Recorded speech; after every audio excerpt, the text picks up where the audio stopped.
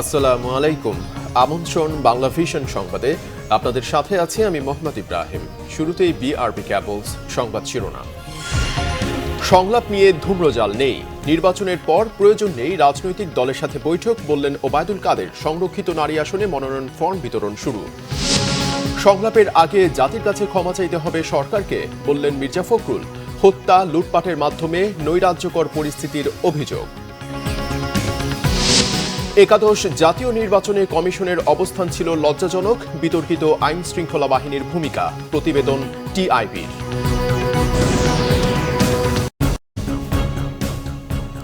দেখছিলেন BRB cables সংবাদ শিরোনাম। বিস্তারিত সংবাদ। প্রধানমন্ত্রী শেখ হাসিনার সাথে সৌজন্য সাক্ষাৎ করেছেন জাপানের অর্থনৈতিক পুনরুদ্ধার বিষয়ক মন্ত্রী তোশিমিৎসু মোতেগি। সকালে প্রধানমন্ত্রীর তেজগাঁও কার্যালয়ে তাঁদের এ সাক্ষাৎ হয়। বন্ধু রাষ্ট্র হিসেবে জাপানের ভূমিকার প্রশংসা করেন প্রধানমন্ত্রী। বাংলাদেশে জাপানি বিনিয়োগ আরও বাড়াতে সুযোগ সুবিধা অব্যাহত রাখার কথাও জানান শেখ হাসিনা। এছাড়াও বৈঠকে দুদেশের স্বার্থ সংশ্লিষ্ট নানা বিষয়ে আলোচনা করেন তারা। এরপর প্রধানমন্ত্রীর সাথে সৌজন্য সাক্ষাৎ করেন নেপালের বিদায়ী রাষ্ট্রদূত ডক্টর চপলাল ভূষাল। দুদেশের স্বার্থ সংশ্লিষ্ট নানা বিষয়ে আলোচনা করেন। এ সময় সৌজন্য সাক্ষাতে প্রধানমন্ত্রীর কার্যালয়ের ঊর্ধ্বতন কর্মকর্তারা উপস্থিত ছিলেন।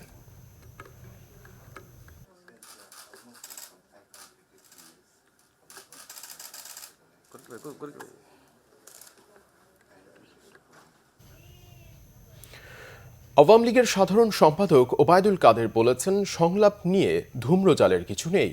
জাতীয় ও আন্তর্জাতিকভাবে স্বীকৃত নির্বাচনের পর সংলাপের কোনো প্রয়োজন নেই, এই দাবি হাস্যকর বলে মন্তব্য তাঁর। উপজেলা নির্বাচন জোটগতভাবে নয়, দলীয়ভাবে হবে বলেও জানিয়েছেন তিনি। 19 জানুয়ারি সোহরাওয়ার্দী উদ্যানে বিজয় সমাবেশ সফল করতে বর্ধিত সভার আয়োজন করে ঢাকা মহানগর উত্তর আওয়ামী লীগ। স্বরাষ্ট্রমন্ত্রী আসাদুজ্জামান খান বলেন, এবারের নির্বাচনে জঙ্গিবাদের পৃষ্ঠপোষকদের ভরাডুবি হয়েছে। কথা বলেন গায়েবী মামলা নিয়েও। এখানে গায়েবী মামলা বলে আমরা কিছু আমাদের অভিযান নেই। আমরা সুনির্দিষ্ট অভিযোগের মাধ্যমে আমরা মানে যারা আসামি কিংবা যারা অন্যায় করেছেন তাদেরকে আমরা আইনি ব্যবস্থা নিয়েছি। আওয়ামী লীগ সাধারণ সম্পাদক ওবায়দুল কাদের দাবি করেন, রাজনৈতিক দলগুলোর সাথে গণভবনে শুভেচ্ছা বিনিময়ের কথা বলেছেন তিনি।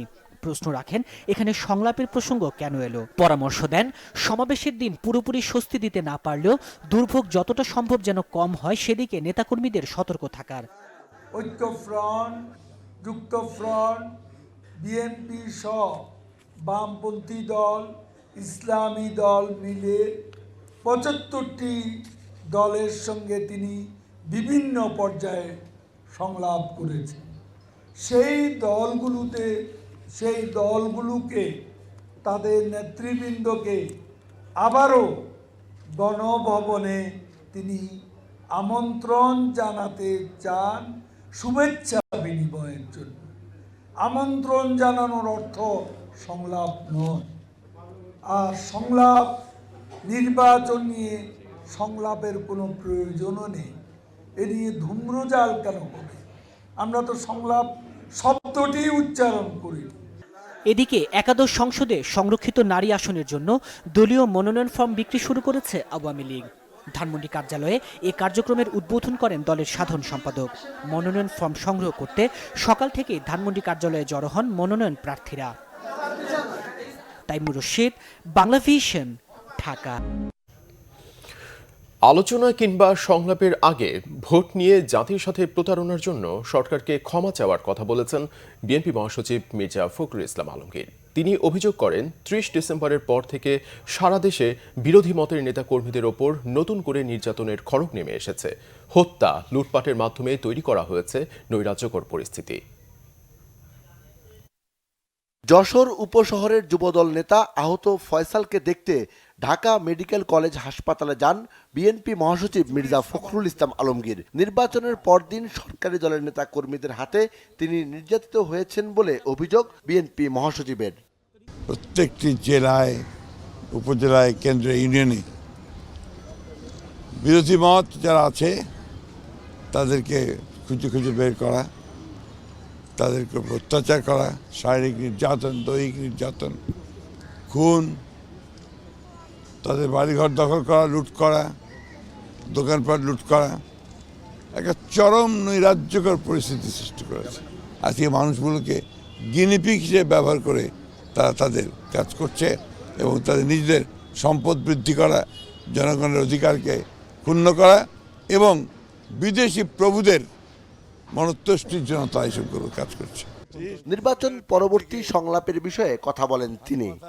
জাতির সঙ্গে যে ভয়াবহ একটা মিথ্যাচার তারা করেছেন, সেই মিথ্যাচারটার জন্য প্রতারণা করেছেন, জাতিকে বঞ্চিত করেছেন, এইটা যেন তারা স্টেডিয়ামে গিয়ে মাপ চান, তারপর অন্যান্য জাতি দল মত সকলের সঙ্গে আলোচনা করার একটা পথ তৈরি হবে। এর আগে নয়াপল্টন বিএনপির কেন্দ্রীয় কার্যালয়ে সংবাদ সম্মেলন করেন দলের সিনিয়র যুগ্ম মহাসচিব রুহুল কবির রিজভী। তিনি অভিযোগ করেন, গার্মেন্টস শিল্পে অস্থিরতা বজায় রেখে অন্য পক্ষকে সুবিধা দিতে চায় সরকার। অপরিহার্য। সিকান্দার রেমান, বাংলা ভিশন, ঢাকা। অর্থ একাদশ জাতীয় সংসদ নির্বাচন বিতর্কিত ও প্রশ্নবিদ্ধ বলে জানিয়েছেন ট্রান্সপারেন্সি ইন্টারন্যাশনাল বাংলাদেশ টিআইবি। নির্বাচনী আচরণবিধি ব্যাপক লঙ্ঘনের পাশাপাশি কমিশনের আচরণ বৈষম্যমূলক ছিল বলেও জানায় প্রতিষ্ঠানটি। সকালে ধানমন্ডির মাইডাস সেন্টারে একাদশ জাতীয় সংসদ নির্বাচন প্রক্রিয়া পর্যালোচনা শীর্ষক প্রতিবেদন প্রকাশ উপলক্ষে সংবাদ সম্মেলনে টিআইবি এ তথ্য জানায়। টিআইবি জানায়, নির্বাচন নিয়ে কমিশনের অবস্থান ছিল লজ্জাজনক, আইন শৃঙ্খলা বাহিনীর ভূমিকা ছিল বিতর্কিত, প্রার্থীরা প্রচারণার সমান সুযোগ না পাওয়ায় নির্বাচন আংশিক অংশগ্রহণমূলক হয়েছে বলে দাবি করেছে প্রতিষ্ঠানটি। বলা হয়েছে, দৈব চয়নের মাধ্যমে ৪৫টি জেলা থেকে ৫০টি আসনে গবেষণা করেছে তারা। পর্যালোচনায় দেখা গেছে, নির্বাচন কমিশন অনেক ক্ষেত্রে যথাযথ ভূমিকা পালন করতে সমর্থ হয়নি। এমনকি কমিশন নির্বাচনে সব দলের অংশগ্রহণ নিশ্চিত করার জন্য সক্রিয় উদ্যোগও নেয়নি। নির্বাচন কমিশনারদের মধ্যে মত বিরোধ প্রকাশ পেয়েছে, যা কমিশনের ওপর আস্থার ঘাটতি তৈরি করেছে বলেও জানায় টিআইবি। আজ বিশ্ব শিশু ক্যান্সার দিবস। বাংলাদেশ সহ বিশ্বের দেশে দেশে বাড়ছে ক্যান্সার আক্রান্ত শিশুর সংখ্যা। সুনির্দিষ্ট কোনো কারণ জানাতে না পারলেও ডাক্তাররা বলছেন, এর একটি বড় কারণ জেনেটিক। ভাইরাস, খাবারের টক্সিন, কেমিক্যাল ও পরিবেশগত সমস্যার কারণেও বাড়ছে শিশু ক্যান্সার। বিচলিত না হয়ে সঠিক চিকিৎসায় শিশু ক্যান্সার থেকে শিশু মৃত্যুর হার কমানো সম্ভব বলে জানান চিকিৎসকরা।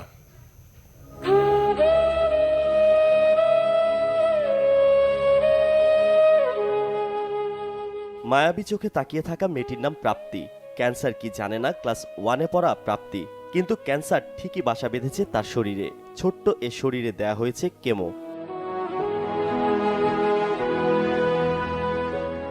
আরও ছোট্ট নুসাইবা, মাত্র 14 মাস বয়সী শিশুটি রাজধানীর শিশু হাসপাতালে লড়ছে ক্যান্সারের সঙ্গে। শিশু হাসপাতাল, বঙ্গবন্ধু মেডিকেল বিশ্ববিদ্যালয় হাসপাতাল ও ঢাকা মেডিকেল ছাড়াও দেশের বিভিন্ন হাসপাতালে প্রতিদিন চিকিৎসা নিচ্ছেন শখানেক ক্যান্সার আক্রান্ত শিশু। এক জরিপে বলা হয়েছে, বছরে 8 থেকে 10,000 শিশু আক্রান্ত হচ্ছে ক্যান্সারে, যাদের বেশিরভাগই ALL এবং AML অর্থাৎ ব্লাড ক্যান্সারে আক্রান্ত। ক্যান্সারের কিছু সাধারণ লক্ষণের মধ্যে রয়েছে শরীর ফ্যাকাশে হয়ে যাওয়া, দীর্ঘদিন জ্বর থাকা, বিষজনিত ব্যথা, পেটে শক্ত কিছু অনুভব করা, রক্তক্ষরণ, শরীরে কালো দাগ হওয়া। চিকিৎসা ব্যয় বেশি হওয়ায় অনেক গরিব পরিবারই শেষ পর্যন্ত ক্যান্সার আক্রান্ত শিশুর চিকিৎসা চালাতে পারে না বলে জানান শিশু হাসপাতালের হেমাটোলজি অনকোলজি বিভাগের প্রধান ডাক্তার সেলিমুজ্জামান। তাগিদ দেন, রং মেশানো খাবার থেকে শিশুদের দূরে রাখার। আগে যেমন ক্যান্সার হলে রক্ষা নাই এরকম একটা ধারণা ছিল, এখন কিন্তু আমরা দেখি যে 70% বাচ্চা একেবারে কমপ্লিট রিমিশনে ভালো হয়ে যায় কমপ্লিট ট্রিটমেন্ট করার পরে। আর ইনিশিয়াল স্টেজে আমরা দেখি প্লাস 80 to 85% বাচ্চা কম্পাইল করে এবং ভালোর দিকে যায়। ভিটাবাড়ি গরু বাছুর বেচেও সন্তানের চিকিৎসা দিতে পারেন না অনেক অভিভাবক। লজ্জা ভেঙে ভেজা চোখে তারা তাকাতে বাধ্য হন সমাজের বিত্তবানদের দিকে।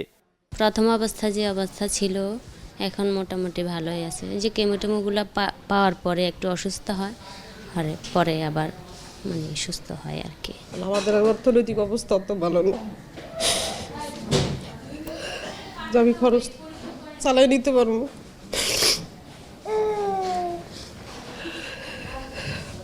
মানে আমার যা কিছু আসছিল আমি বাড়িটা ছিল বিক্রি করে ফেলাইছি। সবাই যদি সহযোগিতা করে আমার ছেলের জন্য আর কি চিকিৎসাটা করতে পারবো। বাংলাদেশে ক্যান্সার আক্রান্ত শিশুর সংখ্যা বাড়ছে, আবার সুষ্ঠু চিকিৎসায় পরিত্রাণও মিলছে অনেক শিশুর। তাই ক্যান্সারকে এখন আর মরণ ব্যাধি বলতে নারাজ চিকিৎসকরা। ক্যান্সারে আক্রান্ত এসব অবুঝ শিশুদের চোখের দিকে তাকিয়ে থাকতে থাকতে ক্লান্ত স্বজনরা। চিকিৎসকরা বলছেন বিশ্বমানের ক্যান্সারের সেবাই সম্ভব বাংলাদেশে, তবে তা ব্যয়বহুল। বিত্তবানরা যদি একটু এগিয়ে আসেন তাহলে হয়তো আবারও হাসি ফুটতে পারে এসব ক্যান্সার আক্রান্ত শিশুদের মুখে। সানজিদ আহমেদ, বাংলা ভিশন, ঢাকা। দর্শক, সংবাদের এই পর্যায়ে নিচ্ছি সিবিসি টাইলস সংবাদ বিরতি। সাথে থাকুন, ফিরে এসে থাকছে। সাতক্ষীরায় 9 বছরের প্রতিবন্ধী শিশুকে ধর্ষণের অভিযোগ, গ্রেফতার ধর্ষক সাজেদুল।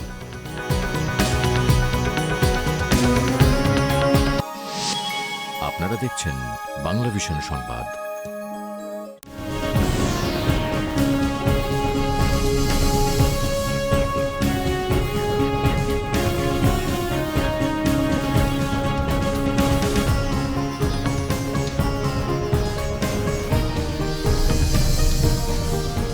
স্বাগত আরেকবার বাংলা ভিশন সংবাদে। সাংবাদিকদের উদ্বেগ নিরসনে ডিজিটাল নিরাপত্তা আইনসহ অন্যান্য আইন নিয়ে কাজ শুরু করা হয়েছে জানিয়েছেন তথ্যমন্ত্রী ডক্টর হাসান মাহমুদ। তিনি বলেন, অনলাইন গণমাধ্যমের জন্য শিগগিরই নীতিমালা ও রেজিস্ট্রেশনের ব্যবস্থা করা হচ্ছে। এতে ভুঁইফোর অনলাইন মিডিয়া বন্ধ হয়ে যাবে। দুপুরে চট্টগ্রাম সার্কিট হাউসে মহানগর উত্তর ও দক্ষিণ জেলা আওয়ামী লীগের নেতাকর্মীদের সাথে মতবিনিময় সভায় সাংবাদিকদের তিনি এসব কথা বলেন। তথ্যমন্ত্রী বলেন, শিগগিরই নবম ওয়েজ বোর্ড বাস্তবায়ন করা হবে। পরে ওয়েজ বোর্ডে ইলেকট্রনিক মিডিয়ার সাংবাদিকদের অন্তর্ভুক্তির বিষয়ে কাজ করার কথা জানান তিনি।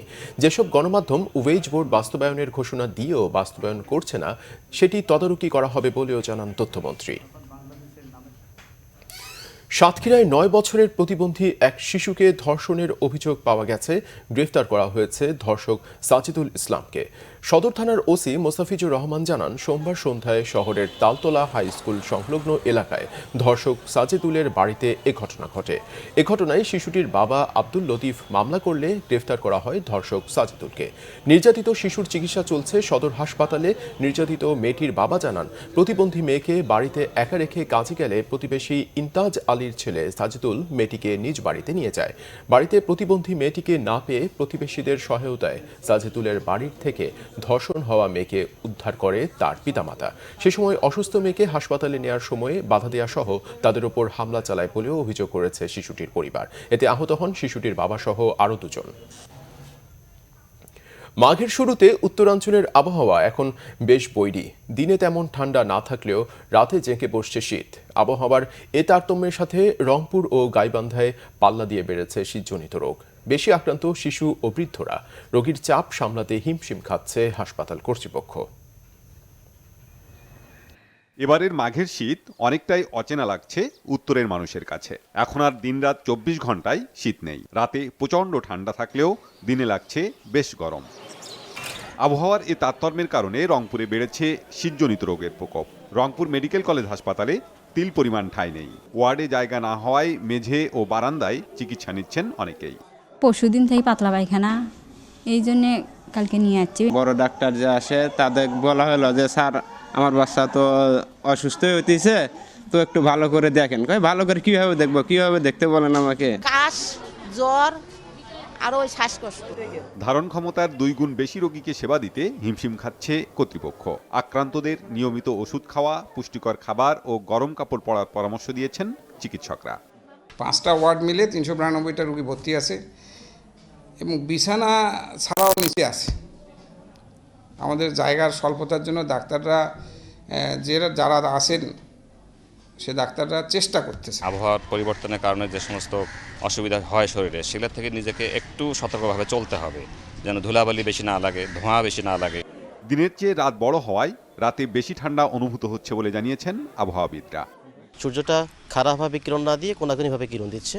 কোনাকুনিভাবে কিরণ দেওয়ার কারণে সূর্যের রশ্মিটা বেশি স্প্রেড আউট হয়ে যাচ্ছে, ছড়িয়ে পড়তেছে, তাপ নির্গমন কম হচ্ছে। উত্তরের আরেক জেলা গাইবান্ধায়ও শীতে কাহিল অবস্থা শিশুদের। জেলা সদর হাসপাতালে রোগীর অতিরিক্ত চাপ। প্রয়োজনীয় চিকিৎসা দেওয়ার চেষ্টা করছেন চিকিৎসকরা। আমার বাচ্চার আজকে 3 দিন থেকে পাতলা পায়খানা আর হলো বমি। বিশুদ্ধ খাবার খাবে, বিশুদ্ধ পানি খাবে, এর পরামর্শ দেওয়া হচ্ছে। আর কোনো মতে যেন বাচ্চাদের ঠান্ডা না লাগায়। ভাইরাসের এগেনস্টে কোনো অ্যান্টিবায়োটিক কাজ করে না, কাজেই এই ডায়রিয়াগুলো ওই প্রথমে বমি নিয়ে আসে, পরে পাতলা পায়খানা হয় এবং একটা নির্দিষ্ট কোর্সের পরে তারা নিজেরাই এমনি থেকে ভালো হয়ে যায়। শীত থেকে শিশুদের রক্ষায় অভিভাবকদের আরও সচেতন হওয়ার পরামর্শ দিয়েছেন চিকিৎসকরা। Bangla vision news desk. এবারে আমিন জুয়েলার্স আন্তর্জাতিক সংবাদ।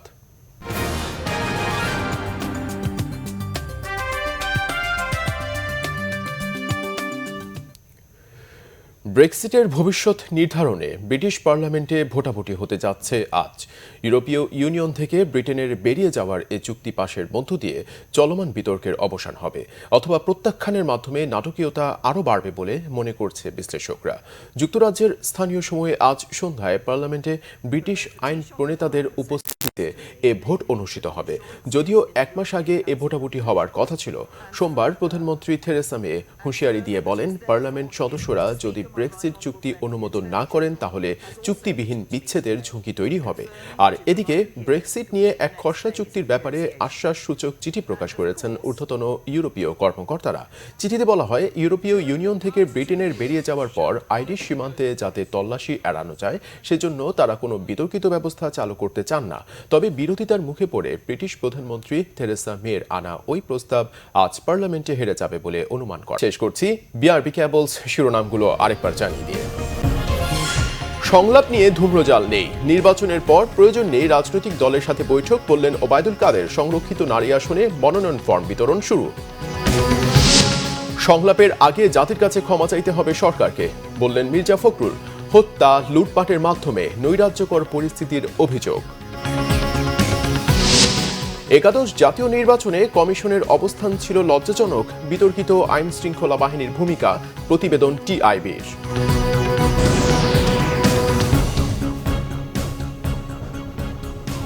এই ছিল এখনকার মতো। পরের সংবাদ বিকেল 4টায়।